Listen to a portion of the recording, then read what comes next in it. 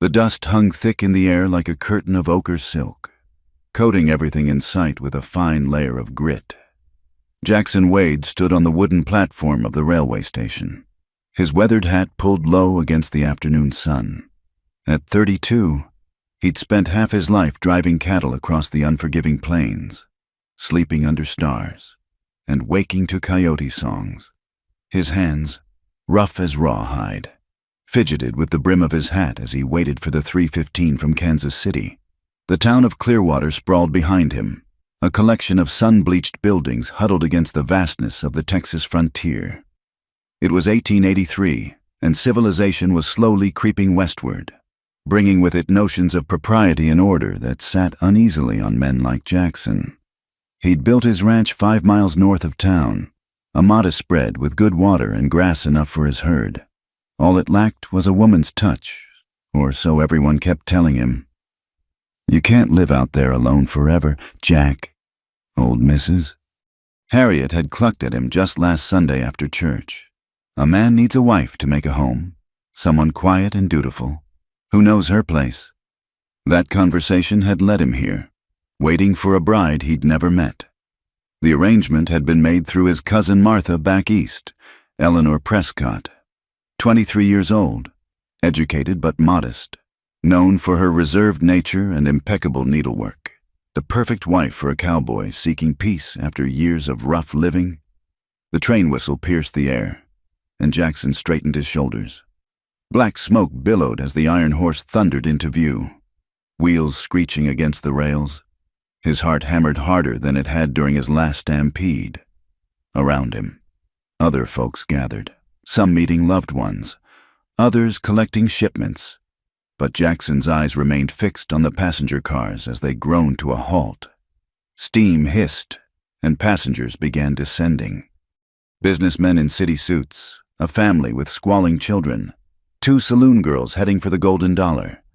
Then he saw her. She stepped down from the train with a grace that made the rough platform seem like a ballroom floor. Her traveling dress was deep blue, properly buttoned to the throat, her dark hair swept up beneath a modest bonnet. Everything about her appearance spoke of Eastern propriety and feminine delicacy. But when she turned, scanning the crowd, Jackson caught something in her eyes that made him pause. They were green as spring grass after rain, and in them flickered something wild and untamed, like a Mustang that had learned to wear a saddle but never forgotten the taste of freedom. Their eyes met across the platform. She didn't lower her gaze demurely as he'd expected. Instead, she studied him with an intensity that made him feel stripped bare, evaluated like a horse at auction. Then, surprising him, the corner of her mouth quirked up in what might have been amusement. "Mr. Wade," her voice carried clear above the station's bustle, cultured but with an underlying strength. "Yes, ma'am, Miss Prescott."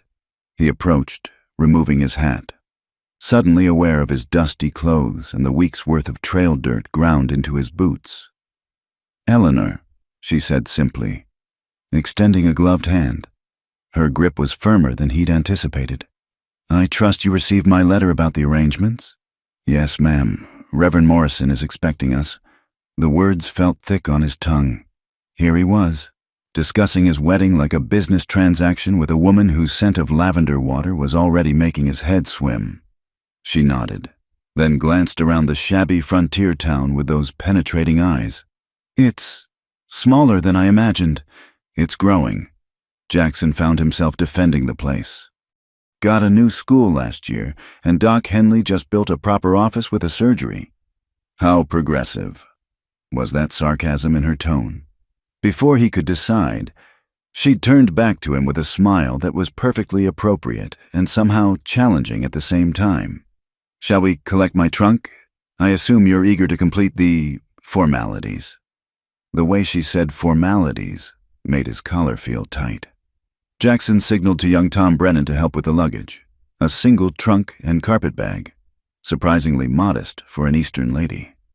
As they loaded her belongings onto his wagon, he noticed how she watched everything with those sharp eyes, taking in the saloon across the street, the cowboys lounging outside it, the proper ladies who whispered behind their fans as they passed. The ride to the church was mostly silent.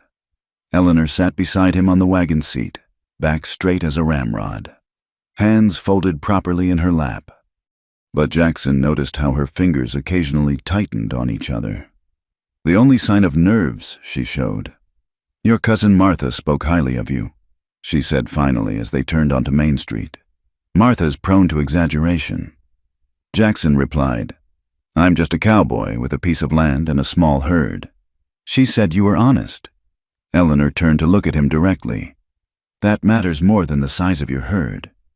Something in her directness unsettled him. This wasn't how he'd imagined his bride would be. Where was the shy, downcast Eastern miss who'd need protecting from the harsh realities of frontier life? The wedding was a brief affair. Reverend Morrison, a thin man who sweated despite the cool evening, performed the ceremony in the small church with only Mrs. Morrison and the town clerk as witnesses. Eleanor spoke her vows in a clear, steady voice, her eyes never leaving Jackson's face.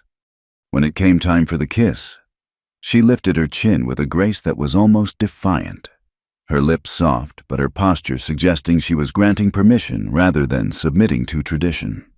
Afterward, they signed the register, Eleanor's handwriting flowing and educated next to Jackson's cramped scrawl, "Mrs." Morrison pressed a bundle of biscuits into Eleanor's hands. "For the journey to your new home." Her eyes sympathetic, as if Eleanor were heading to her doom rather than her wedding bed. The sun was setting as they drove north toward the ranch, painting the endless grassland in shades of gold and crimson. Eleanor had been quiet since leaving town, but Jackson could feel her tension like a living thing between them. "It's not much," he said as his ranch came into view. A sturdy log house with a stone chimney, barn, and corrals. "But it's well built and the roof doesn't leak." "It's perfect," Eleanor said, and he was surprised to hear genuine appreciation in her voice. "You built this yourself?" "With some help from neighbors." He pulled the wagon up to the front porch. "Took near 2 years to get it right." As he helped her down from the wagon, her body briefly pressed against his, and he caught that lavender scent again mixed with something else, something wilder, like sage after rain. She stepped away quickly, but not before he felt the strength in her arms, unexpected in such a delicate-looking woman. The house's interior was simple, a main room with a stone fireplace, kitchen area, and a bedroom behind a wooden door. Jackson had tried to clean for her arrival, but now the space seemed impossibly crude for an Eastern lady. "I'll start supper," Eleanor said, already moving toward the kitchen area, removing her gloves with efficient movements. "I assume you have provisions." "Yes, ma'am. Bacon, beans, some cornmeal." He trailed off as she began exploring his supplies with the confidence of someone who knew their way around a kitchen. As she worked, Jackson tended to the horses and completed evening chores, his mind churning. This wasn't how he'd pictured his wedding night. He'd imagined a blushing bride who'd need coaxing and gentleness, someone who'd look to him for guidance. Instead, Eleanor moved through his house like she was claiming territory, each movement deliberate and self-assured. Supper was simple but well-prepared. They ate in relative silence, the weight of what was to come hanging between them like a physical presence. Eleanor's eyes kept finding his across the table, and in them, he saw not fear or resignation, but something that looked almost like anticipation. When the dishes were cleared and the fire banked, they faced each other in the lamplight. The bedroom door stood open behind Eleanor, and Jackson cleared his throat. "I know this is sudden. If you need time to adjust." She stepped closer, and he could see gold flecks in those green eyes. "Mr. Wade Jackson, I believe you've made some assumptions about the kind of woman you married." "Ma'am?" Her hands went to her hair, pulling out pins with practiced ease. Dark waves tumbled over her shoulders, and Jackson's mouth went dry. "You advertised for a quiet wife, someone modest and dutiful." "That's right," he managed. She smiled then, and it transformed her face from merely pretty to breathtaking. But it wasn't a demure smile. It was the smile of a woman who knew secrets, who held cards she hadn't yet played. "Tell me," she said, moving closer until he could feel the heat from her body.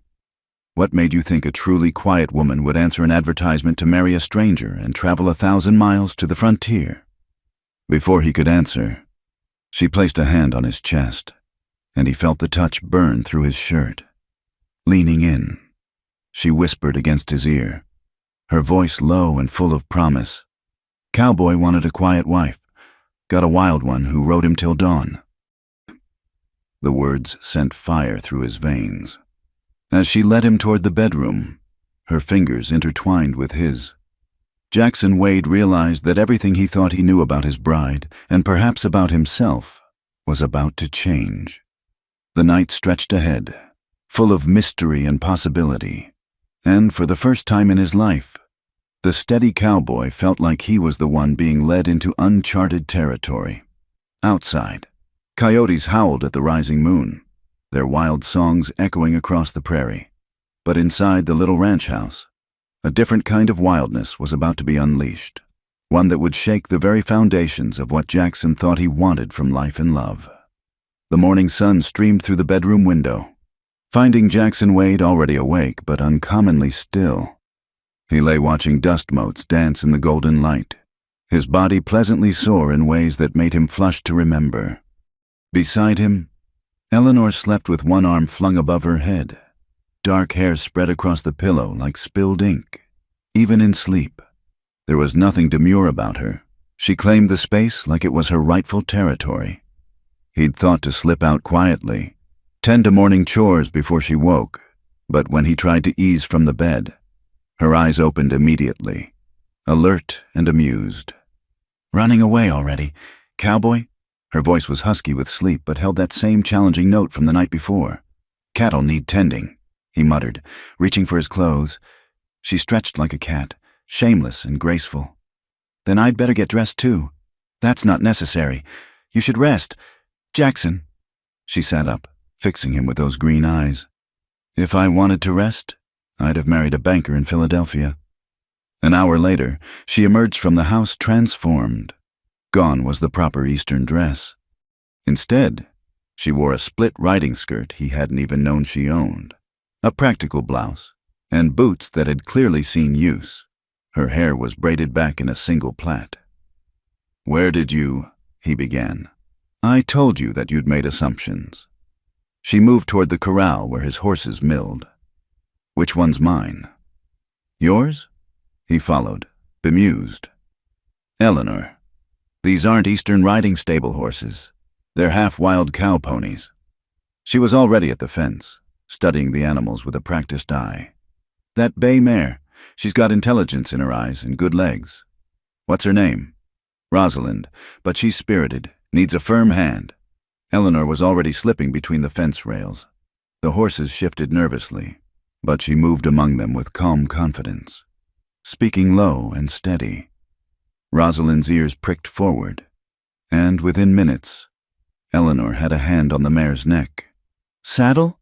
she asked over her shoulder, wordlessly. Jackson fetched tack from the barn. He watched, fascinated despite himself, as she saddled the mare with movements that spoke of long experience. When she swung up into the saddle, Rosalind danced sideways, testing. Eleanor sat deep, legs steady, hands quiet on the reins. "Well?" she grinned down at him. "Are you coming? Or should I check the herd myself?" They rode out together, Jackson on his reliable gelding. Caesar. He kept expecting Eleanor to struggle, to need help. Instead, she rode like she was born to it, moving with Rosalind's rhythm as they loped across the grassland.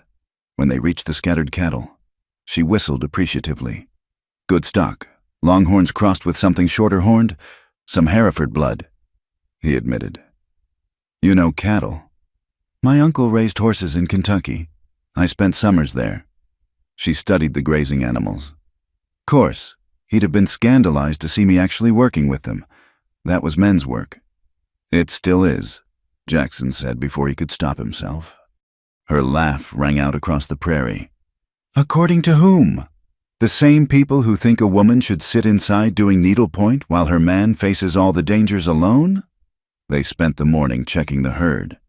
Eleanor observing everything with those sharp eyes. When they came across a cow with a festering wound on her flank, she didn't flinch. Screwworm, Jackson diagnosed. Need to treat that before it spreads. What do you use? Carbolic acid. Usually. Have to rope her first. Without warning, Eleanor wheeled Rosalind around and pulled the coiled rope from Jackson's saddle. Before he could protest, she'd built a loop and sent it sailing. It wasn't a perfect throw. The loop caught the cow's horns instead of her neck. But it held. Where the hell did you learn that? The curse slipped out before he remembered he was talking to his wife. Kentucky. She was already taking dallies around the saddle horn as the cow pulled against the rope. Uncle thought it was amusing to teach me. Aunt was horrified. They treated the wound together, Eleanor holding the rope taut while Jackson applied the carbolic acid. When they released the cow, she trotted off, bawling her displeasure. "Your throw needs work," Jackson said as they coiled the rope. "Then teach me." The simple request caught him off guard. In town, women didn't ask to learn men's skills. They kept to their sphere, cooking, sewing, raising children, creating civilization in the wilderness. But Eleanor sat her horse like a queen, chin raised, waiting for his answer. "All right," he heard himself say. They practiced until the sun reached its zenith, Jackson demonstrating the wrist motion, the timing. Eleanor's throws improved rapidly, her natural coordination overcoming inexperience. When she finally dropped a perfect loop over a fence post from 20 feet, her triumphant laugh made something twist in Jackson's chest. Riding back for the noon meal, they passed the Hendricks spread. Mary Hendricks was hanging wash, her 3 children playing in the dust. She stared openly as they approached, her mouth falling open at the sight of Eleanor astride, dressed for work. "Morning, Mary," Jackson called. "Jackson." Mary's voice was stiff. Her eyes raked over Eleanor with obvious disapproval. "Mrs. Wade. Please, call me Eleanor." Eleanor's smile was warm, but Jackson caught the steel underneath. "What lovely children you have." "Thank you." Mary's tone could have frosted glass in July. "I'm sure you'll be blessed with your own soon enough. Then you'll have more appropriate things to occupy your time." Eleanor's spine straightened. How fortunate that we all get to define appropriate for ourselves. They rode on, leaving Mary gaping after them. Jackson could already imagine the gossip that would fly through town. By Sunday, everyone would know that Jackson Wade's new bride rode astride like a man and worked cattle like a ranch hand. "She's not wrong," he said quietly. "People will talk. Let them." Eleanor's voice was fierce. "I didn't travel 1,000 miles to live in a cage, even if it's a cage on the prairie." That afternoon, she insisted on learning to mend fences, her soft hands struggling with the wire stretchers until she got the hang of it. When Jackson suggested she'd done enough, she fixed him with a look that could have melted iron. "Would you stop if you were tired?" "That's different." "Why?" He had no good answer. As the week progressed, the divide between them grew more complex. By day, they worked side by side, and Jackson found himself reluctantly impressed by her determination and quick learning. Eleanor threw herself into ranch work with a passion that bordered on desperate, as if she were trying to prove something to the world or to herself. But she also maintained the house with surprising efficiency, producing meals that were simple but satisfying. She could switch from mending harnesses to baking bread without missing a beat, challenging every assumption he'd held about what women could or couldn't do. The nights were their battlefield and sanctuary combined. In the darkness, they came together with a passion that left them both breathless. But it was edged with conflict. She was teaching him that desire could be a two-way trail, that a woman could want as fiercely as a man. It thrilled and unsettled him in equal measure. One evening, Jackson returned from a trip to town with supplies and gossip. He found Eleanor in the corral, working with a young colt, teaching him to accept a halter. "Ran into Reverend Morrison," he said, leaning against the fence. "He asked if you'd be joining the Ladies' Aid Society. They meet Wednesdays to sew clothes for the poor." Eleanor snorted. "I'd rather be shot." "It would help if you made friends with the other women." "Would it?" She turned to face him. the colt's lead rope loose in her hand. "Tell me, Jackson, what kind of friends would they be? The kind who smile to my face while whispering behind their fans about how unnatural I am. Not everyone's like Mary Hendricks. No, some are worse." She turned back to the colt. "I won't pretend to be something I'm not even for your reputation." "Damn it, Eleanor, I'm trying to help you. I don't need help." The words exploded from her. The colt shied, and she immediately softened her voice, soothing the animal. "I need a partner, not a protector." They stared at each other across the dusty corral, the divide between them suddenly feeling wide as the Rio Grande. That night, she didn't come to bed immediately.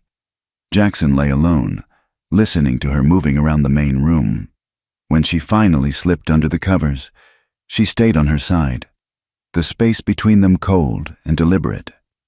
"I can't be what they want me to be," she whispered into the darkness. "I've tried. God knows I've tried. But it's like wearing a shoe that doesn't fit. Eventually, it cripples you." Jackson stared at the ceiling, wrestling with emotions he couldn't name. He'd wanted a quiet wife, someone to make his house a home without complications. Instead, he'd gotten Eleanor. Brilliant, wild, impossible Eleanor, who challenged everything he thought he knew. "I know," he said finally. And in that moment, he realized he did know. The very qualities that made the town whisper were the ones that drew him like a moth to flame. "I reckon I knew it the minute you stepped off that train." She rolled toward him then, finding his hand in the darkness. "So where does that leave us?" "I don't know," he admitted. "But I figure we'll work it out. Together. Together." She moved into his arms then, and they held each other as the coyotes sang outside and the vast prairie night stretched endlessly around their small sanctuary. Tomorrow would bring new challenges, new gossip, new conflicts between what the world expected and what Eleanor was. But tonight, they had this, an understanding growing between them like a fragile plant in hard soil, needing careful tending to survive. The drought arrived like an unwelcome guest that refused to leave. By late June, the grass had turned brittle as old paper, crunching underfoot with every step. The sky stretched endlessly blue, not a cloud in sight, mocking them with its terrible beauty. Jackson stood on his porch, watching the horizon shimmer with heat waves, his jaw tight with worry. "How long since the last rain?" Eleanor asked, joining him with 2 cups of coffee. Even at dawn, the air was already thick and stifling. 6 weeks. He accepted the cup gratefully, though coffee was becoming a luxury they might soon have to forego. Maybe 7. She'd learned to read his moods in their 3 months of marriage, knew the set of his shoulders when trouble was brewing. How bad? Bad. He didn't sugarcoat it.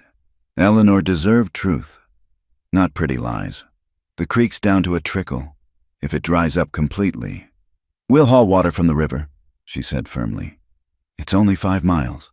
5 miles might as well be 50 when you're hauling enough water for 30 head of cattle." They stood in silence, watching the sun rise like a curse over the parched land. Eleanor's hand found his, her fingers work-roughened now, nothing like the soft Eastern lady who'd stepped off the train. "We'll manage," she said. "We always do." But managing became harder as July scorched its way across the calendar.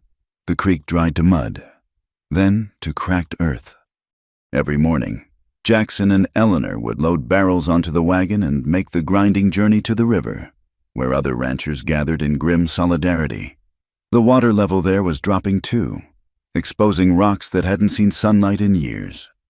Eleanor worked without complaint, her split skirts soaked with sweat and river water, hauling buckets with the same determination she brought to everything.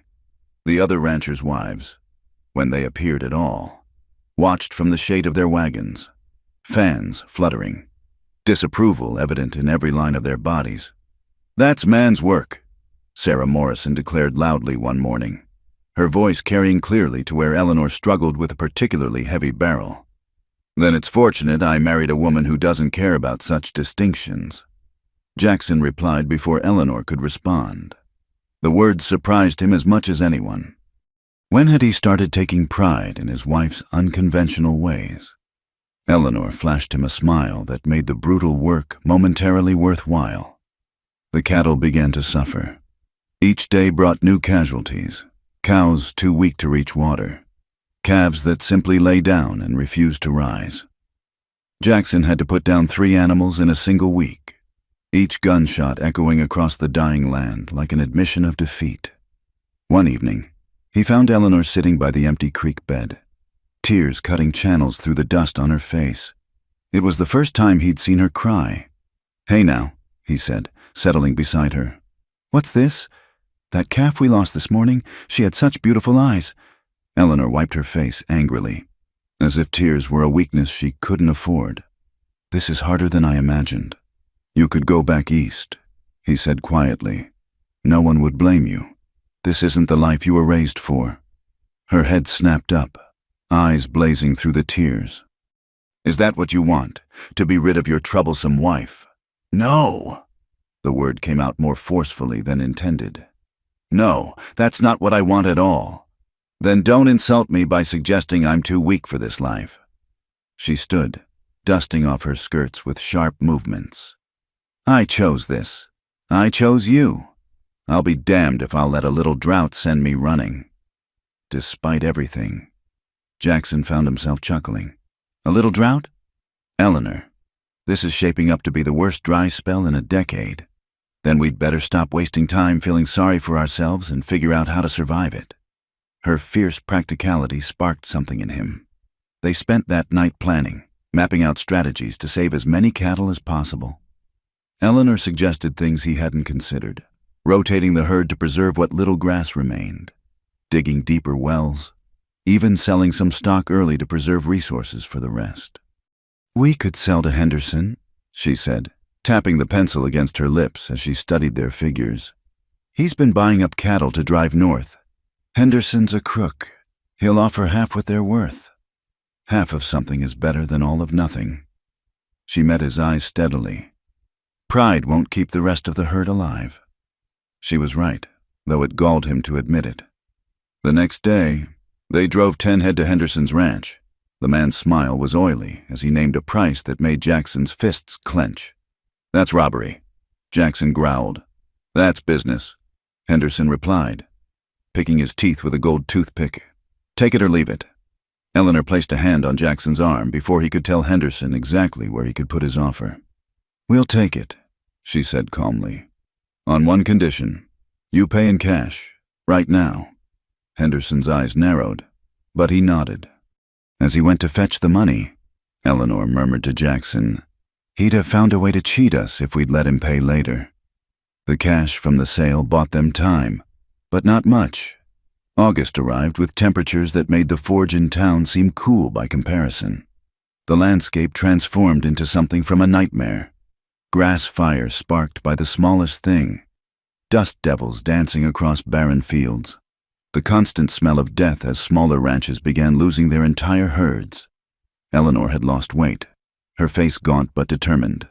She never complained, never suggested they give up.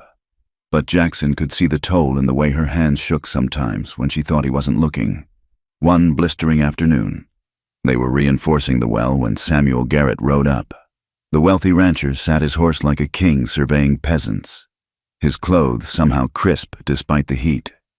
"Wade," he nodded, then let his gaze drift insultingly over Eleanor in her sweat-stained work clothes.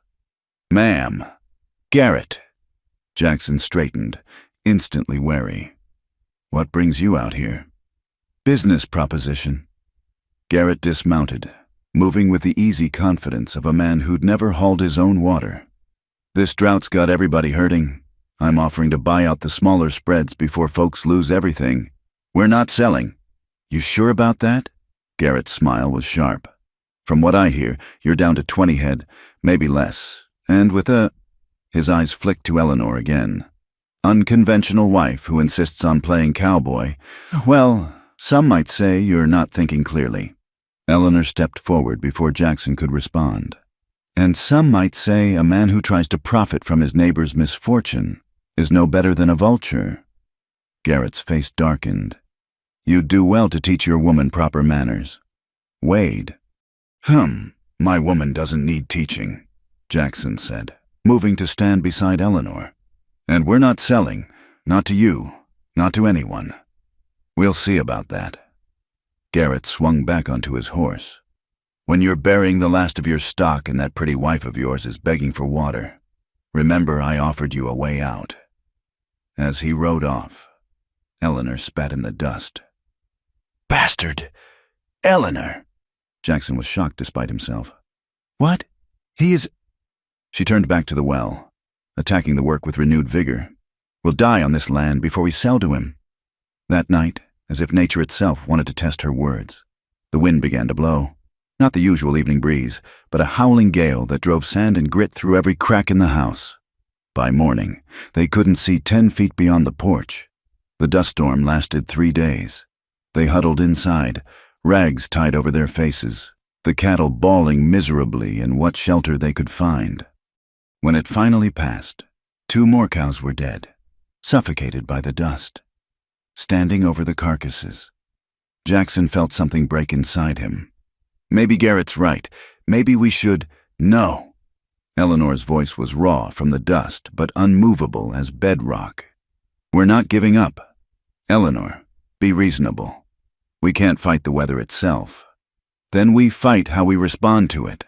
She grabbed his shoulders, forcing him to meet her eyes. You built this place with your own hands. I'll be damned if we hand it over to that carrion crow because things got hard. What if you're wrong? What if we lose everything? Then we lose it together, she said fiercely, fighting every step of the way. That's what we promised, isn't it? Together? Looking at her, dust-covered, exhausted, but unbroken, Jackson felt something shift in his chest. This wasn't the quiet, comfortable life he'd imagined when he'd sent for a bride. It was harder, messier, more challenging than anything he'd planned for. It was also more real, more vital, more worth fighting for than he'd ever dreamed possible. Together, he agreed, and pulled her into his arms. That evening, clouds appeared on the horizon, just wisps at first. Then building into towers of gray and purple, the air grew heavy, electric with possibility. Is that? Eleanor breathed, not daring to finish the question. The first drops fell as they were driving the cattle to shelter. Big, fat drops that hit the parched earth and immediately disappeared. Then more, and more, until the sky opened up in a deluge that had them both laughing and crying at once. They stood in the rain, arms outstretched, mouths open to catch the precious water. Eleanor grabbed Jackson and kissed him hard, rain streaming down both their faces. See? She gasped against his lips. We just had to outlast it. The drought wasn't over. One storm couldn't undo months of damage. But as they worked together to channel the water into their wells and collection barrels, Jackson knew they'd survive. Not because the rain had come, but because they'd learned they could endure anything as long as they faced it side by side, later, cleaned up and sitting by the fire. Eleanor leaned against his shoulder. Garrett will be back, she said quietly. This isn't over. I know, Jackson replied, pressing a kiss to her still damp hair. But neither are we. Outside, the rain continued to fall, washing the dust from the world and promising that life, stubborn and irrepressible as the woman in his arms, would find a way to go on. The morning Eleanor told him about the baby. Jackson was mending a bridle in the barn. She appeared in the doorway, silhouetted against the October sun, and something in her posture made him set down his work. We need to talk, she said, her voice carrying an odd note he couldn't identify. What's wrong? He was on his feet immediately, concerned. Are you feeling ill? Not exactly. She moved into the barn, her hands clasped in front of her in an uncharacteristic gesture of uncertainty. Jackson, I'm going to have a child. The words hung in the dusty air between them. Jackson felt his knees go weak and sat heavily on a hay bale. A baby. His baby. Their baby. Are you sure? Doc Henley confirmed it yesterday when I rode into town. She watched him carefully, those green eyes searching his face. I'm about 2 months along. The baby should come in the spring. Spring. New life arriving with the new grass and wildflowers. It seemed fitting. Yet Jackson's mind raced with worries. The ranch was barely recovering from the drought. They'd lost nearly half their herd. And while the autumn rains had been kind, money was tight. "This changes things," he said slowly. Eleanor's chin lifted in that familiar gesture of defiance. "Does it?" "Of course it does. You can't keep working cattle in your condition. It's not safe. Women have been having babies since the beginning of time. Jackson, I'm not made of glass. But you'll need to be careful. No more breaking horses. No more hauling water." "Stop!" She moved closer, her eyes flashing. "Just stop.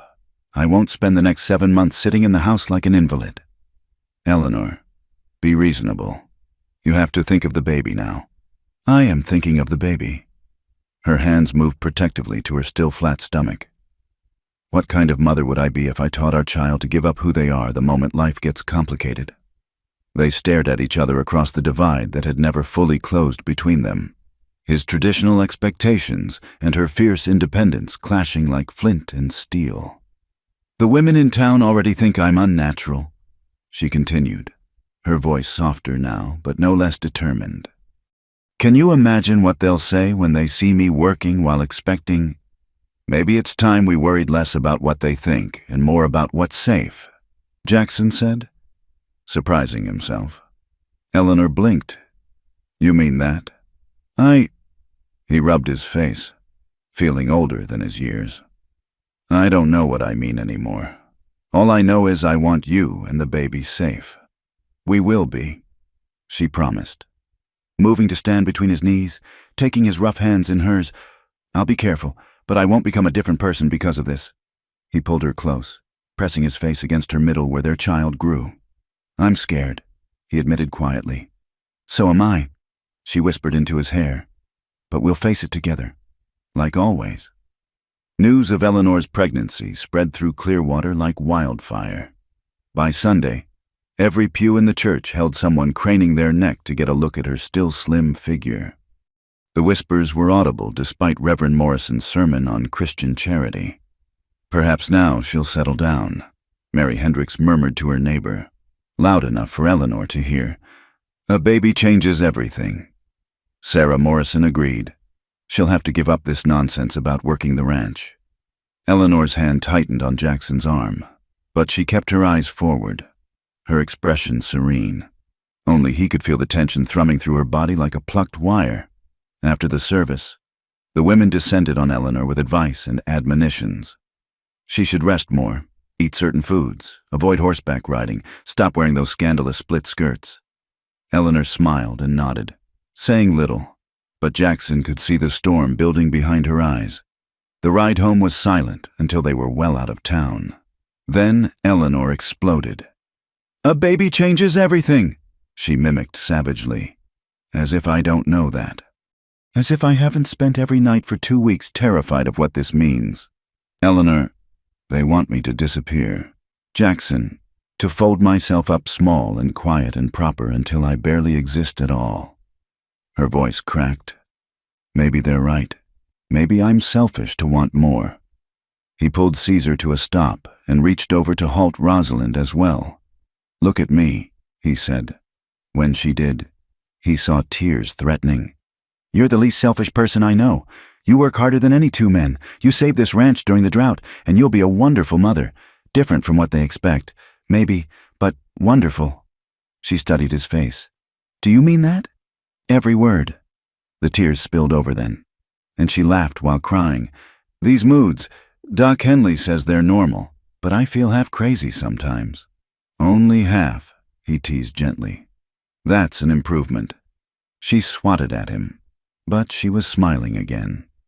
As autumn deepened, Eleanor modified her work, but didn't abandon it. She traded the heaviest chores for tasks she could manage. Mending tack, treating minor injuries, keeping the books, when Jackson found her one morning trying to lift a saddle that suddenly seemed impossibly heavy. Tears of frustration on her face. He wordlessly took it from her. "I hate this," she muttered. I know, but she adapted, as she always did. She designed new split skirts with adjustable waists and commandeered one of Jackson's old shirts when her blouses grew tight. The sight of her, belly rounding with their child but still determined to be useful, filled him with a complicated mix of pride, love, and anxiety. The confrontation with the town's expectations came to a head in early December. Eleanor had ridden into town, side saddle, a concession that clearly galled her, to pick up supplies. Jackson was negotiating with a horse trader when he heard the commotion. A crowd had gathered outside the general store. In the center stood Eleanor, facing down Margaret Garrett, Samuel's wife, a woman who wielded social influence like a weapon. "It's disgraceful," Margaret was saying, her cultured voice carrying clearly. "Parading around in your condition, acting like a common laborer. Have you no shame?" "I have no patience for narrow minds," Eleanor replied, her own voice steady despite the flush in her cheeks. "You're setting a terrible example. What will the younger women think? Perhaps they'll think they have choices beyond what small-minded busybodies dictate." Gasps rippled through the crowd. Margaret's face went purple. "How dare you? How dare you?" Eleanor stepped forward, one hand protective over her belly. "How dare you presume to tell me how to live my life, or carry my child? This baby will be born to a mother who knows her own worth lies in more than her ability to sit quietly and embroider cushions." Jackson pushed through the crowd to reach his wife's side. "Everything all right here?" "Your wife needs a firm hand. Mr. Wade." Margaret spat. "She's making a spectacle of herself." "Only spectacle I see is a bunch of folks with nothing better to do than mind other people's business," Jackson said mildly. He offered Eleanor his arm. "You ready to head home, darling?" Eleanor took his arm, her head high. As they walked to their wagon, she murmured, "Darling, that's new." "Seemed appropriate," he replied, helping her up onto the seat, "given how darling you looked putting that harpy in her place." Her surprised laugh was worth the gossip he knew would follow. The winter months brought new challenges. Eleanor's pregnancy progressed normally, but her frustration at her physical limitations grew daily. She channeled her energy into planning for spring, mapping out expanded gardens, designing improvements to the house, studying breeding records to improve their slowly recovering herd. One evening, Jackson found her at the kitchen table surrounded by papers, calculating figures by lamplight. "What's all this?" "Plans," she said, not looking up. "If we breed Rosalind to Tom Bennett's stallion, the foal should be exceptional, and I figured out how to expand the vegetable garden without taking water from the cattle." He studied her, hair escaping its pins, ink smudge on her cheek, belly round under his old shirt, his wild wife, planning their future with the same fierce determination she brought to everything. "I love you," he said suddenly. She looked up, startled. In 6 months of marriage, neither had said those words. "What?" "I love you," he repeated, meaning it with every fiber of his being. "Not despite who you are, because of it." She set down her pen slowly. "Even though I embarrass you in town? Even though I'll never be the quiet wife you wanted?" "Especially because of that." He came around the table to kneel beside her chair, taking her ink-stained hands. "I was a fool. Eleanor, I thought I wanted peace. Turns out what I needed was you." She studied his face for a long moment, then leaned down to kiss him softly. "I love you too," she whispered against his lips. "Have for months. Was just too stubborn to say at first." He laughed, pulling her as close as her belly would allow. "That sounds about right." That night, as they lay entwined, Eleanor said quietly, "I'm going to keep working after the baby comes. Maybe not as much, maybe differently, but I won't give it up entirely." "I know," Jackson said, stroking her hair. "I wouldn't expect anything else. The town will talk. Let them. We'll raise our child to be strong and independent, like their mother, and steadfast and loyal, like their father," she added. Outside, a winter wind howled, but inside their small house, they were warm and safe and complete. The baby kicked, and they both felt it. marveling at this new life they'd created. "Spring will be here soon," Eleanor said sleepily. Jackson agreed, already half asleep. But he knew she meant more than just the season. Spring would bring their child, new challenges, new joys, and whatever came, they'd face it as they'd learned to face everything, together, compromising when needed but never compromising who they were at heart. The wild woman who'd stepped off that train had taught him that love wasn't about finding someone who fit your expectations. It was about finding someone who challenged them, who made you grow, who rode beside you through drought and plenty alike. And if the good women of Clearwater couldn't understand that, well, as Eleanor would say, that was their loss. The blizzard struck without warning on a moonless February night. Jackson woke to the house shuddering under the assault of wind that screamed like a living thing. Beside him, Eleanor stirred, one hand moving instinctively to her swollen belly. "Just wind," he murmured, but even as he spoke, he knew this was different. The temperature was plummeting, and through the window, he could see nothing but a solid wall of white. Eleanor gasped suddenly, her body tensing. "Jackson? Another practice pain?" They'd been coming more frequently. Doc Henley said it was normal. "No." Her voice was tight with controlled panic. "This is different, stronger." Fear shot through him like lightning. The baby wasn't due for another month. He lit the lamp with shaking hands, the light revealing Eleanor's pale face beaded with sweat. "It's too early," she said, gripping his hand as another pain rolled through her. "Maybe it'll pass. Sometimes," but her cry cut him off as she doubled over. "Get Doc Henley," she gasped when she could speak again. Jackson looked at the window, where snow and ice pelted the glass with vicious force.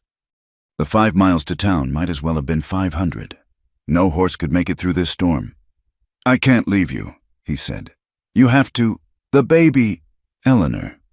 He gripped her shoulders gently. "Look at me. Nobody's going anywhere in this storm. We're going to have to do this ourselves." Terror flashed in her eyes, the first time he'd ever seen her truly afraid.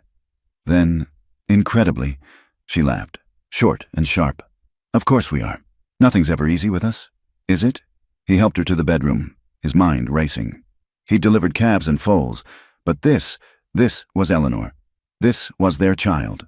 His hands shook as he gathered what supplies he could think of.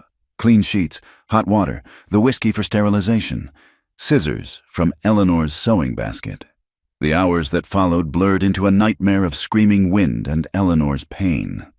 She fought through each contraction with the same fierce determination she brought to everything, but Jackson could see her strength flagging as the night wore on.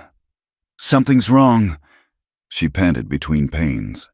"It shouldn't take this long." He didn't know enough to argue. All he could do was hold her hand, wipe her face, whisper encouragements that felt hollow against her agony. Dawn came without relief. The storm still raged, and Eleanor was weakening. Her lips had taken on a bluish tinge that terrified him. "Can't," she whispered after a particularly brutal contraction. "Can't do this much longer." "Yes, you can." He put every ounce of conviction he could muster into his voice. "You're the strongest person I know. You rode into my life and turned everything upside down. You survived drought and gossip and Margaret Garrett's vicious tongue. You can survive this." She managed a weak smile. Sweet talker. But the next contraction brought a scream that would haunt him forever. When it passed, she looked at him with eyes gone glassy with exhaustion and pain. "If something happens, if you have to choose—" "Nothing's going to happen," he said fiercely. "Jackson, listen to me." She gripped his hand with surprising strength. "If you have to choose, you save the baby. Promise me." "Eleanor, promise me." "I promise nothing," he said, tears streaming down his face. "You're both going to be fine. You have to be fine. I can't do this without you." She opened her mouth to argue, but another contraction seized her. This time, something changed. Her eyes widened. "I need to push," she gasped. "The baby's coming." What followed was the longest and shortest time of Jackson's life.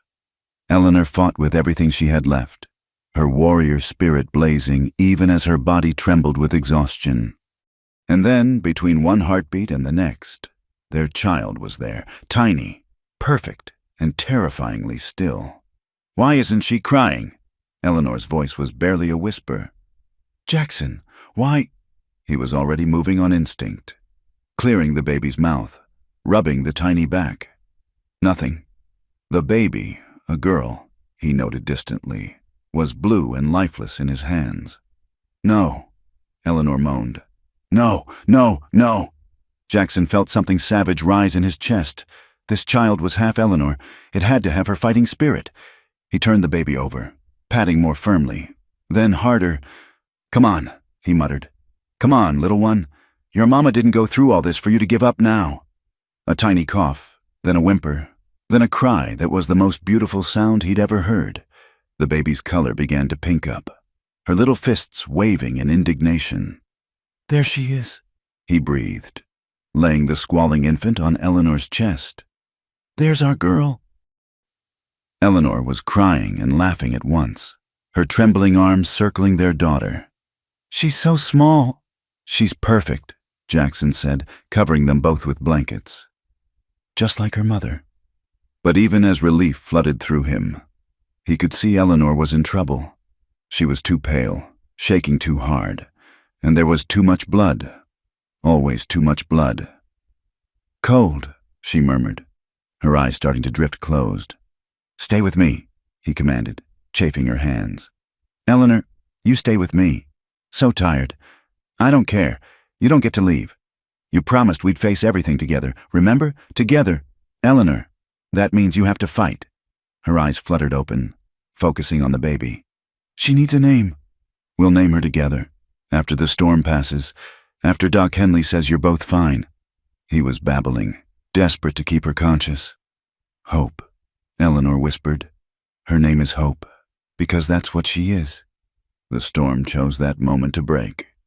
The wind's scream faded to a moan, and watery sunlight began to filter through the windows. Jackson didn't waste a second. He bundled Eleanor and Hope in every blanket he could find and carried them to the wagon. Post-birth exhaustion be damned. The ride to town was a nightmare of snowdrifts and Eleanor's semi-conscious moans, the baby crying weakly against her chest, but they made it. Doc Henley took one look at them and started barking orders, his usual calm cracking. "You did good, son," he told Jackson as they worked to save Eleanor. "Most men would have panicked." "I did panic," Jackson admitted, holding Eleanor's hand while the doctor attended to her. "I just didn't let it stop me." It was 3 days before Eleanor was strong enough to hold a real conversation. 3 days of Jackson haunting her bedside, Hope in a makeshift cradle beside them. When she finally woke fully, her first word was, "Hope?" "Right here," Jackson said, lifting their daughter carefully. "Eating like she's making up for lost time and hollering when she doesn't get her way fast enough. Wonder where she gets that from?" Eleanor's laugh was weak but real.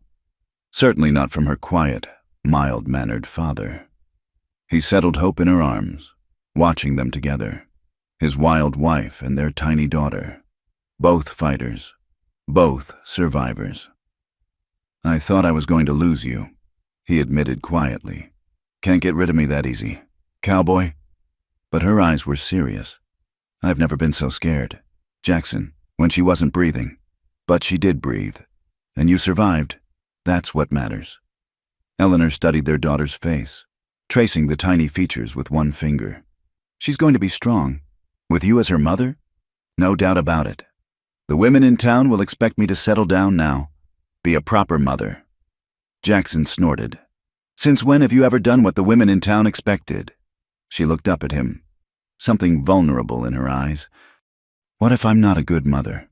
What if I'm too wild, too unconventional? What if—" He silenced her with a kiss. "You'll be a wonderful mother. Different from what they expect. Maybe, but wonderful." Hope chose that moment to voice her opinion with a lusty wail. Eleanor shifted her to nurse, wincing at the pull on still healing flesh. "I suppose we'll learn together," she said, watching their daughter with wonder. Together, Jackson agreed. Always together. Outside the doctor's house, word had already spread. The wild missus. Wade had nearly died giving birth in a blizzard, saved only by her husband's quick action. The baby was small but healthy. Opinions were divided. Some said it was divine punishment for her unwomanly behavior. Others whispered admiringly about her strength. But in that quiet room, with snow still piled against the windows and their daughter making soft, contented sounds, Jackson and Eleanor had found their own peace. They'd weathered the worst storm of their lives and emerged with their love not just intact, but stronger. "When we get home," Eleanor said drowsily, "I want to teach her to ride, and rope, and stand up for herself." "When we get home," Jackson countered, "I want to build a bigger house, with a proper nursery, and maybe a room for a brother or sister eventually." Eleanor's eyes flew open.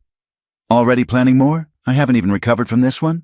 "Just thinking ahead," he said innocently. "After all, we do everything together. Might as well give Hope a partner in crime." Eleanor's laugh was worth every moment of terror they'd survived. "Ask me again in a year. Cowboy, maybe 2. "I'll ask you in 10 if that's what it takes," he said, meaning it. "I'm not going anywhere." "Neither am I," she said, and sealed it with a kiss. Hope slept on, blissfully unaware that she'd been born into a love story as wild and enduring as the frontier itself. But she'd learn, in time. After all, she was her mother's daughter. The riders came at dusk, their silhouettes dark against the dying light. Jackson counted 6 men, all armed, moving with the casual confidence of those who'd grown comfortable taking what wasn't theirs. He'd been expecting them for weeks, ever since word spread that the smaller ranches were recovering from the drought, their herds slowly rebuilding. "Eleanor," he called quietly through the window, "we've got company." She appeared in the doorway, Hope balanced on her hip. At 4 months old, their daughter was thriving, round-cheeked and bright-eyed. Eleanor took one look at the approaching riders and passed the baby to Jackson. "Take her to the root cellar," she said, already moving toward the rifle rack. "Eleanor, we talked about this." Her voice was steady, but he caught the tremor underneath. "If they're here to talk, we talk. If they're here for trouble." The lead rider stopped just outside comfortable shooting range. Jake Morrison. Jackson recognized him from wanted posters. Horse thief, cattle rustler, occasional killer when it suited him. "Evening, folks," Morrison called, his smile visible even in the fading light. "Nice spread you got here." "It's not for sale," Jackson replied, stepping onto the porch.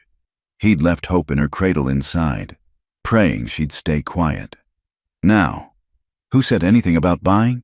Morrison's men chuckled. "We're more in the business of collecting donations for our charitable cause, which is keeping ourselves in whiskey and ammunition." More laughter. "Here's how it works. Friend, you donate, say, half your herd, and we donate our services in not burning your place to the ground." Jackson felt Eleanor moving inside the house, positioning herself by the window. "And if we decline your generous offer?" Morrison's smile disappeared. "Then things get unpleasant, especially for that pretty wife of yours. Heard she just had a baby. Be a shame if something happened to them." The threat against Eleanor and Hope turned Jackson's blood to ice, then fire. "You'll leave them out of this." "Will we?" Morrison leaned forward in his saddle. "Boys and I have been on the trail a long time. Gets lonely." That's when Eleanor spoke, her voice carrying clear through the window. "Mr. Morrison, I've got a Winchester trained on your head. My husband's got another on your friend there. You might take us, but at least 2 of you won't ride away. Maybe 3. I'm a very good shot." Morrison's head snapped toward her voice. Well, the famous wild wife. Heard about you in town. Ma'am, they say you're unnatural, working like a man. They say a lot of things." Eleanor replied coolly. "They also say I dropped a wolf at 100 yards last winter. Would you like to see if that's true?" The tension stretched tight as fence wire. Then Morrison laughed. "You've got sand, lady. I'll give you that. But there's 6 of us and 2 of you. 3, came a new voice. Tom Bennett emerged from behind the barn, rifle steady. Evening. Jack, saw these fellows heading your way. Thought you might like company. 4. Will Patterson stepped out from the other side, his scattergun prominent. Amazing how sound carries out here. Heard every word about threatening women and children. Morrison's men shifted nervously. The odds had changed, and not in their favor. This isn't over, Morrison snarled. Yes, it is, Jackson said. You're going to turn around and ride out. Don't come back. Don't even think about coming back. For a moment, violence hung in the air like smoke. Then Morrison wheeled his horse. Let's go, boys. These folks ain't worth the trouble. They watched until the riders disappeared into the darkness. Only then did Jackson's knees threaten to buckle. Thank you, he said to Tom and Will. That's what neighbors do. Tom replied, though I've got to hand it to your wife. Cool as ice with that rifle. Eleanor emerged from the house, still holding the Winchester. They'll be back, she said. Men like that don't give up easy. She was right. 2 nights later, Jackson woke to the smell of smoke. The barn was ablaze, flames already licking at the roof. He and Eleanor worked frantically to save the animals, leading terrified horses and cattle away from the inferno, while hope wailed in the house. By dawn, the barn was gone, along with half their winter feed, but no animals were lost, and the house stood untouched. Could have been worse, Eleanor said, soot-streaked and exhausted. Hope finally quiet in her arms. They're trying to wear us down, Jackson said. Make us scared enough to give them what they want. Eleanor's jaw set in that familiar stubborn line. Then they don't know us very well. The next attack came 3 days later. Cut fence lines, scattered cattle. The day after that, their well was fouled with a dead coyote. Each incident designed to harass, to frighten, to break their spirit. But they'd underestimated Eleanor Wade. I've had enough, she announced one morning, strapping on her pistol. We're going to town. Eleanor, what are you planning? Something these men won't expect. She smiled, but it was sharp as a blade. Women talking to each other. In town, Eleanor went straight to the church, where the Ladies' Aid Society was meeting. The conversation stopped dead when she walked in, dressed in her split skirts, baby on her hip, iron in her spine. Ladies, she said, I need your help. Margaret Garrett sniffed. I hardly think Morrison's gang threatened my baby. Eleanor cut her off. Today it's me. Tomorrow it could be any of you, your children, your homes. The women exchanged glances. Mary Hendricks spoke up. What can we do? We're just women. Eleanor's smile was fierce. Exactly what they think. Which is why they won't expect us to fight back. It took persuasion, argument, and finally Eleanor's passionate plea about protecting their families. But by the end of the meeting, she had them. Not all, Margaret Garrett stormed out, but enough. The plan was simple and devastating. The women would take turns watching for the gang, using the pretense of social visits. When Morrison's men were spotted, word would spread faster than wildfire through the female network of the county. More importantly, Eleanor taught them basic shooting and defense, using her own experience as example. You don't have to be Annie Oakley, she told Sarah Morrison, adjusting her grip on a revolver. You just have to make them think twice. Some husbands were outraged. Others, seeing the determination in their wives' eyes, quietly supported the effort. Jackson watched it all with amazement. You're building an army, he said one evening. I'm building a community, Eleanor corrected, cleaning her rifle while Hope played on a blanket. One that protects itself. The test came 2 weeks later. Morrison's gang hit the Hendricks place, expecting easy pickings. Instead, they found Mary Hendricks behind a rifle, her sister-in-law beside her, and 3 other women from neighboring ranches who'd happened to be visiting. The outlaws fled without firing a shot, chased by the laughter of armed women. But Morrison wasn't done. Humiliated, he planned one final strike, not on property this time, but on Eleanor herself. the woman who'd started it all, who'd turned proper ladies into defenders. Jackson was in the far pasture when he heard the shots. He raced back to find Eleanor on the porch, smoking rifle in hand, Hope crying behind her. Morrison lay in the dust of the yard, clutching a bleeding shoulder. 2 of his men were already riding hard for the horizon. "He thought I'd be alone with the baby," Eleanor said, her voice remarkably calm. "Didn't expect me to be ready." Morrison groaned, trying to reach for his fallen pistol. Eleanor kicked it away almost casually. "You're done here," she told him. "You and your men, if I see any of you again, I won't aim for your shoulder." By the time the sheriff arrived, alerted by the network of women, Morrison was trussed like a calf for branding. The story spread like wildfire. Eleanor Wade, the wild wife, had faced down an outlaw gang and won. But that night, after the excitement died down, Jackson found her in Hope's room, rocking their daughter with tears streaming down her face. "Hey," he said softly, kneeling beside the chair. "What's this?" "I could have killed him," she whispered. "When he came toward the house, toward Hope, I wanted to kill him. Jackson, what kind of mother does that make me?" "The kind who protects her child," he said firmly. "The kind any little girl would be proud to have. The women in town stood with you today. You changed something. Eleanor, you showed them they don't have to be victims." She looked at him, eyes still wet. "I was so scared." "I know." He gathered her and Hope into his arms. "But you did it anyway. That's what courage is." Hope stirred, making soft baby sounds. Eleanor kissed her downy head.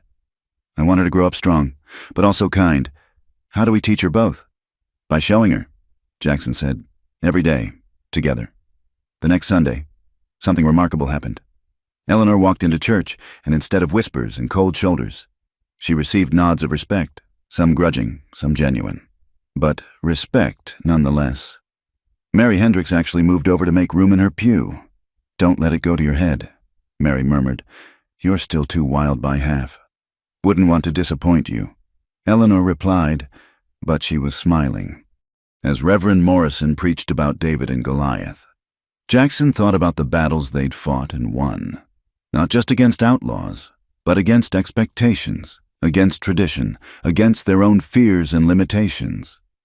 Eleanor sat beside him, Hope peaceful in her arms, looking for all the world like any other frontier wife. But he knew better. Beneath that calm exterior beat the heart of a warrior, a woman who'd redefined what it meant to be a wife and mother in the harsh reality of the West. The outlaws were gone, but there would be other challenges. There always were. But they'd face them as they faced everything now, together, united, and stronger for having learned that sometimes the wildest spirits made the fiercest protectors. The change in Clearwater's attitude toward Eleanor had been gradual as spring snow melting into the earth. By the time Hope reached her first birthday, even Margaret Garrett had been forced to acknowledge, through gritted teeth, that the Wade woman had backbone. But respect and acceptance were different creatures entirely. Eleanor stood in Patterson's general store. Hope balanced on her hip as she examined bolts of cloth. The baby, true to her breeding, grabbed at everything with chubby fists and imperious demands. "She's got your temperament," Mary Hendricks observed, entering with her own brood. The words might have been an insult 6 months ago. Now they carried a note of wry admiration. "Lord help us all," Eleanor replied, rescuing a ribbon from Hope's determined grasp. "Jackson says she'll be riding before she walks." Speaking of riding, Sarah Morrison joined them, lowering her voice. "Did you hear? There's talk of organizing a proper school with a real teacher from back east." Eleanor's interest sharpened. "When?" "That's the thing. The town council says we can't afford it. Not enough families, not enough money." Sarah's expression soured, though they found funds quick enough for expanding the saloon. That evening, Eleanor broached the subject with Jackson as they sat on the porch, Hope crawling determinedly between them on a blanket. A school would mean everything for her future, Eleanor said, catching Hope before she could eat a particularly interesting bug. We could teach her ourselves, Jackson suggested, though he knew it was a weak argument. Eleanor fixed him with a look. I can teach her to read and figure. You can teach her ranching. But what about history? Geography? Art and music? Since when do ranchers' daughters need art and music? Since when do ranchers' daughters need limits on their dreams? He couldn't argue with that. Eleanor had shattered enough limits to prove their worthlessness. What are you thinking? That familiar light entered her eyes, the one that meant she was planning something that would likely scandalize the town. I'm thinking it's time the women took a more active role in town decisions. The campaign began quietly. Eleanor organized meetings, ostensibly for planning the church bazaar, but actually for discussing the school situation. She discovered allies in unexpected places: the doctor's wife, who wanted better education for her sons; the blacksmith's widow, who offered to donate land her late husband had left her. But when Eleanor suggested they attend the next town council meeting, resistance flared. Women don't attend council meetings, Margaret Garrett declared. It's not done. Then perhaps it's time it was done. Eleanor countered. Our tax money funds that council. Our children need that school. Why shouldn't our voices be heard? Because we're women, someone muttered. Yes, Eleanor said, standing with hope in her arms. We're women. We've faced drought, outlaws, childbirth, and death. We've kept homes running while our men were gone, raised children, built communities. Are we really saying we're not strong enough to speak at a meeting? The silence that followed was heavy with thought. 2 weeks later, 15 women walked into the town council meeting. The 5 men present nearly fell off their chairs. Mayor Thompson, red-faced and sputtering, banged his gavel. Ladies, this is highly irregular. So is denying our children education while funding whiskey, Eleanor said calmly. She'd dressed carefully for this, her most respectable dress, hair properly pinned, hope clean and quiet in her arms, the picture of maternal responsibility. If one ignored the steel in her spine. Mrs. Wade, you don't understand the complexities.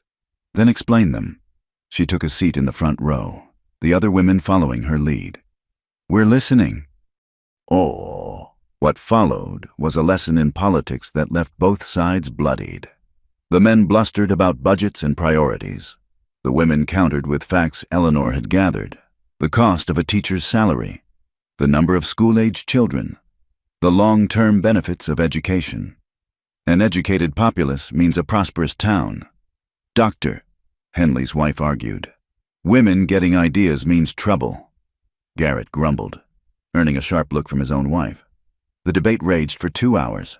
Hope, naturally, chose the moment of highest tension to demonstrate her inheritance by standing, her first solo stand, and declaring "no" at the top of her lungs. The room froze.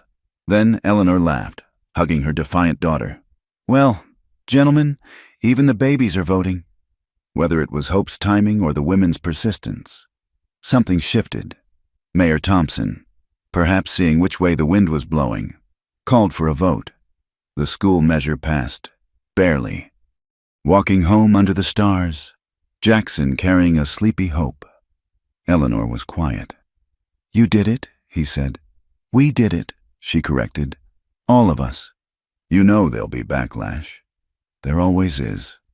She slipped her hand into his. But Hope will have her school. That's what matters. The backlash came in subtle ways. Snide comments about women forgetting their place. Eleanor's egg customers suddenly finding other suppliers. Invitations to social events that mysteriously never arrived. But Eleanor had never needed society's approval. And she didn't start now. She threw herself into preparing for the new teacher's arrival, organizing the schoolhouse, gathering supplies. Hope toddled along beside her, absorbing lessons in determination with every step. One afternoon, Jackson found them in the garden, Eleanor showing Hope how to plant seeds. The toddler's technique mostly involved eating dirt, but her mother patiently redirected her. Ma! Hope declared, offering him a handful of soil. That's Papa, sweetheart, Eleanor corrected, then looked up at Jackson. Though at this rate, her first full sentence will probably be a curse word. Wonder where she'd learn those, Jackson said innocently, remembering Eleanor's colorful vocabulary during the outlaw incident. She threw a clod of dirt at him, laughing when Hope immediately mimicked the action. "See, this is what I mean. We're raising a tiny barbarian." "We're raising a strong woman," Jackson corrected, dodging another dirt projectile. "God help us all." As summer ripened into fall, the schoolhouse took shape. The new teacher, Miss Catherine Walsh from Boston, arrived looking terrified but determined. Eleanor took her under her wing, showing her the realities of frontier life while protecting her from the worst of the gossip. "They say you're corrupting the entire female population," Miss Walsh reported one day, half amused, half concerned. "Good," Eleanor replied, watching Hope chase chickens with single-minded determination. It was due for some corruption. The truth was more complex. Eleanor's wildness had indeed changed things, but not in the way critics claimed. Women still cooked and cleaned and raised children. They still wore dresses and attended church, but now they also spoke up at town meetings. They organized for causes beyond charity bazaars. Some even learned to shoot, just in case. One evening, as they prepared for bed, Jackson watched Eleanor brush her hair, Hope mimicking with her own tiny brush. "Do you ever regret it?" he asked. "Coming here, marrying me, living this life?" Eleanor set down her brush, considering. "I regret nothing that brought me you and Hope," she said finally. "But ask me if it's been easy. If I don't sometimes wonder what life would have been like if I'd been born able to fit into the mold?" She shrugged. "Then again, fitting in was never really an option for me." "Would you want Hope to fit in?" Eleanor looked at their daughter, who had abandoned hairbrushing in favor of trying to stand on her head. "I want her to have choices, real choices, not just the ones society thinks proper for a woman." "She will," Jackson promised. "We'll make sure of it." That night, as if to prove her parents' point about her nature, Hope escaped her crib and crawled into their bed, planting herself between them with satisfied determination. "We're going to have to build a bigger crib," Jackson muttered, "with higher walls, or accept that our daughter has inherited my dislike of cages." Eleanor countered, cuddling the baby close. "That's what I'm afraid of," Jackson said, but he was smiling in the darkness. Outside, a full moon illuminated the ranch, the rebuilt barn, the thriving garden, the cattle peaceful in their pastures. It was a good life, hard won and harder kept.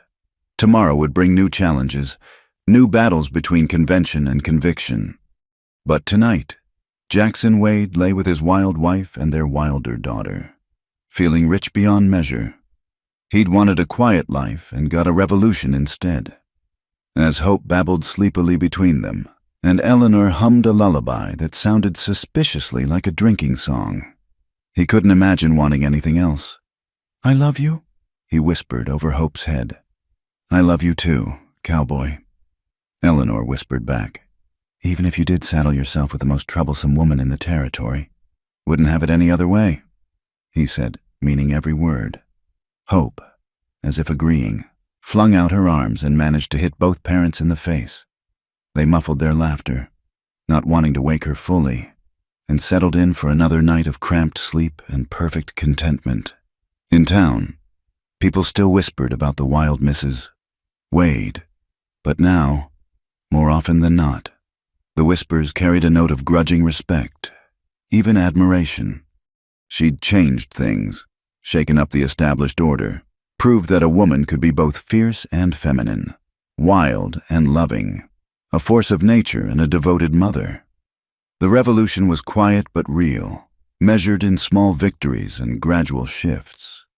And at its heart was a woman who'd arrived seeking adventure and found so much more: love, purpose, and a daughter who promised to carry the torch of independence into the next generation. As sleep finally claimed them all, the last sound was Eleanor's whispered promise to her daughter: "You were born free, little one, and by God, you'll stay that way." 5 years had transformed the Wade Ranch from a modest homestead into a thriving operation. The cattle numbered in the hundreds now. The horses Eleanor bred were sought after 3 counties over, and the vegetable garden had expanded into a small market operation that supplied half of Clearwater. But the greatest transformation stood 4 feet tall in scuffed boots, her mother's green eyes blazing with mischief. "Hope Elizabeth Wade, you come down from that roof this instant!" Eleanor's voice carried across the yard to where her daughter perched on the barn roof, arms spread like wings. "I'm flying, Mama, like the hawks." Jackson emerged from the barn, took one look up, and sighed. How did she even get up there? Same way her mother would have, Eleanor said dryly. Determination and a complete disregard for common sense. Together they coaxed Hope down, Jackson catching her as she jumped the last few feet with absolute trust. The child was a perfect blend of both parents, Jackson's steady temperament when focused on something she loved, Eleanor's wild spirit when faced with any form of restriction. "You could have broken your neck," Eleanor scolded, kneeling to Hope's level. "But I didn't," Hope pointed out with 5-year-old logic. "Papa says you used to ride the wildest horses when you were young." "When I was considerably older than 5, Eleanor said, shooting Jackson a look that promised words later about his storytelling choices. "When can I ride the wild horses?" Hope asked eagerly. "When you can stay on Buttercup for an entire day without falling off," Jackson said, referring to the gentlest mare on the ranch. Hope's face scrunched in disgust. "Buttercup is boring." "Boring is safe," Eleanor said, then caught herself. When had she started sounding like the conservative townswomen she'd once scandalized? "But perhaps we can find you a mount with a bit more spirit, when you're ready." The compromise was pure Eleanor, protective but not stifling, understanding that caging a wild spirit only made it more desperate to break free. That afternoon, they rode out together to check the far pastures, Hope securely seated in front of Jackson on Caesar. The land stretched golden in the autumn light, peaceful and prosperous. They'd survived drought, outlaws, and social censure to build this life. "Remember when you first saw this place?" Jackson asked Eleanor as they paused at the hill overlooking their property. "You said it was perfect." "It was," Eleanor replied, reaching over to squeeze his hand. "It is. Mama, look." Hope pointed to where a golden eagle circled high above. "He's free, just like you, little one," Eleanor murmured. "Just like all of us." They were heading back when they saw the dust cloud on the horizon. Visitors, moving fast. Jackson's hand went automatically to his rifle, old habits dying hard. But as the riders approached, Eleanor laughed. "It's Catherine, Miss Walsh, now Mrs. Catherine Bennett, after marrying Tom 2 years prior, rode up with her husband and a small group of women from town. All wore split skirts and rode astride, a sight that would have caused apoplexy 5 years ago. "We're having our monthly riding club meeting," Catherine called. "Thought we'd stop by and see if you wanted to join us." Eleanor grinned. The riding club had been her idea, born from those defensive lessons during the outlaw troubles. It had evolved into something more, a group of women who met to ride, shoot, and generally scandalize the more conservative elements of society. "Go," Jackson said, already knowing her answer. "Hope and I will start supper." "I want to ride with the ladies," Hope protested. "When you're older," Eleanor promised, dismounting Rosalind to kiss her daughter. "For now, help Papa, and stay off the roof." She rode off with the group, their laughter carrying back on the wind. Jackson watched them go, shaking his head with fond exasperation. His wild wife had found her pack. That evening, after Hope was in bed, her own bed, in her own room, though she still escaped to theirs half the nights, Jackson and Eleanor sat on the porch watching the sunset paint the sky in shades of rose and gold. "Margaret Garrett joined the riding club today," Eleanor reported, still seeming stunned. Apparently, her daughter threatened to run off to Denver if she didn't start allowing her some freedom. "The times are changing," Jackson observed. "We changed them," Eleanor corrected. "All of us who refused to fit into the boxes they tried to stuff us in. Was it worth it? All the fighting, all the judgment?" Eleanor was quiet for a long moment, considering.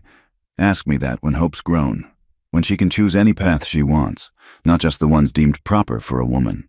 When she can speak her mind in town meetings, own her own land, make her own decisions. She turned to him, then asked me if fighting for that was worth it. You know she's going to be a handful, Jackson warned. She's already got your stubbornness and your complete inability to back down from a challenge. And your loyalty and strength, Eleanor added. Your way of seeing the best in people, even wild women who ride them till dawn. He laughed, pulling her close. Are you ever going to let me forget I wanted a quiet wife? Never, she said cheerfully. Though I might be persuaded to demonstrate that riding technique again tonight, for old time's sake. Eleanor weighed. He said with a mock scandal. What would the Ladies' Aid Society say? Probably the same thing they say about everything else I do, that I'm a terrible influence. She grinned wickedly. Good thing I've never cared what they think. Later, as they prepared for bed, Eleanor paused by Hope's door, watching their daughter sleep. The little girl had kicked off her covers and lay sprawled like a starfish, completely uninhibited even in sleep. She's going to change the world, Eleanor said softly. Just like her mother, Jackson replied, wrapping his arms around her from behind. We both did that, Eleanor corrected. You gave me the freedom to be myself. Jackson, not many men would have done that. Not many women would have taken it regardless. He pointed out. You'd have been wild with or without my permission. True, she admitted. But having your support made all the difference. They stood there for a moment longer, watching their daughter dream whatever wild dreams filled her head. Then Eleanor tugged him away. Come on, Cowboy. Let me remind you why marrying a wild woman was the best decision you ever made. As they closed their bedroom door, Eleanor paused. You know what Hope asked me today? What? If the story about how we met was true, if I really said what I said on our wedding night. Jackson grinned. What did you tell her? That she'd have to wait until she was older to hear that particular story. Eleanor's eyes sparkled with mischief. Though I might have mentioned that her papa wanted a quiet wife and got something much better instead. Much better. Jackson agreed, pulling her close. And wilder. Cowboy wanted a quiet wife. Eleanor murmured against his lips, completing their private joke that had become a promise, a reminder, a declaration of who they were together. Got a wild one who rode him till dawn, Jackson finished. And every dawn since. The moon rose full over the ranch, silvering the land they'd fought to keep and the life they'd built together. Inside the sturdy house, a family slept, or, in Hope's case, plotted tomorrow's adventures. The morning would bring new challenges, new opportunities for a little girl to push boundaries just like her mother had. But for now, there was peace. The kind of peace that comes not from silence or stillness, but from being exactly who you're meant to be, with people who love you not despite your wild heart, but because of it. The Wade Ranch stood as testament to what could happen when a cowboy and his wild wife refused to let the world dictate their limits. And in a small bed, dreaming of flying from barn roofs and riding fast horses, the next generation prepared to push those limits even further. The West was still wild. After all, it just wore a split skirt now and answered to the name of Hope. Thank you so much for listening to this Wild West love story. Where are you enjoying this tale from? Driving through the countryside, relaxing at home, or perhaps on your own adventure? I'd love to hear in the comments below. Don't forget to subscribe to From Wild West channel for more stories of frontier romance and untamed spirits. Share your thoughts about Eleanor and Jackson's journey. Did their wild love inspire you? Let's connect and share our love for these tales of the American frontier.